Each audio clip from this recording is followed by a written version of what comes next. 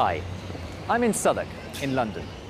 This area used to be the site of one of London's oldest hospitals, St Thomas's. St Thomas's was here for almost 700 years and had one of the country's first ever operating theatres.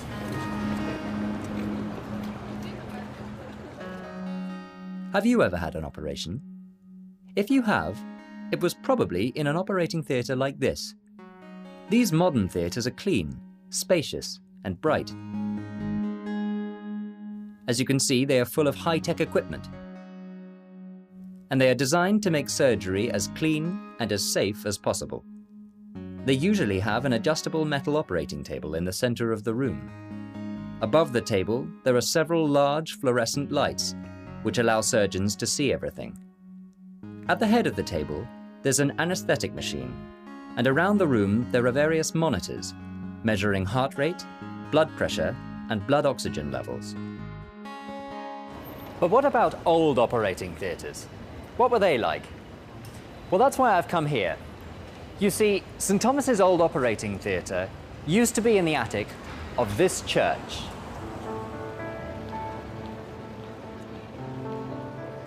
The hospital was moved from here in the 1860s.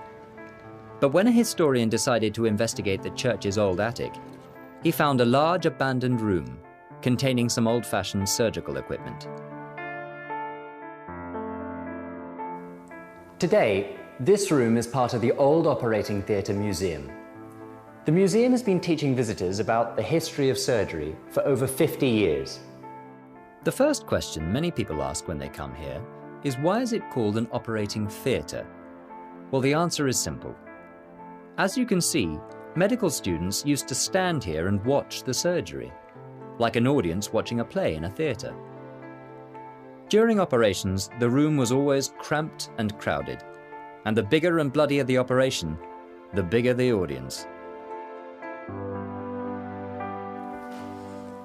Imagine how frightening it must have been for the poor patients. And they were usually quite poor. The rich had their operations at home, but the poor would tolerate the audience in order to receive surgery they would never be able to afford otherwise. The patient would lie on this uncomfortable wooden bench while the surgeon worked. There was no anesthetic, so patients were awake throughout the procedure, unless, of course, they fainted. The surgeons were quick. They could amputate a leg in less than a minute, but they had very little understanding of hygiene. There were no antiseptics, and surgeons always wore the same coats, which were usually covered with blood from previous operations. They often used dirty instruments, which were kept on this old wooden table, and they rarely washed their hands.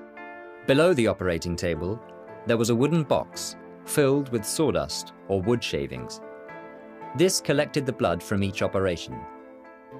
But often there was too much blood, so in the end they built a false floor.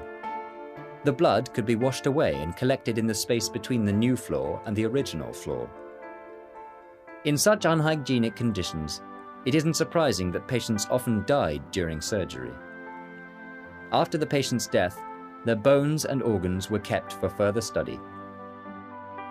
All of these practices seem primitive to us today, but without these techniques, we might never have developed the cleaner, safer procedures we have today. That's something we can all be grateful for.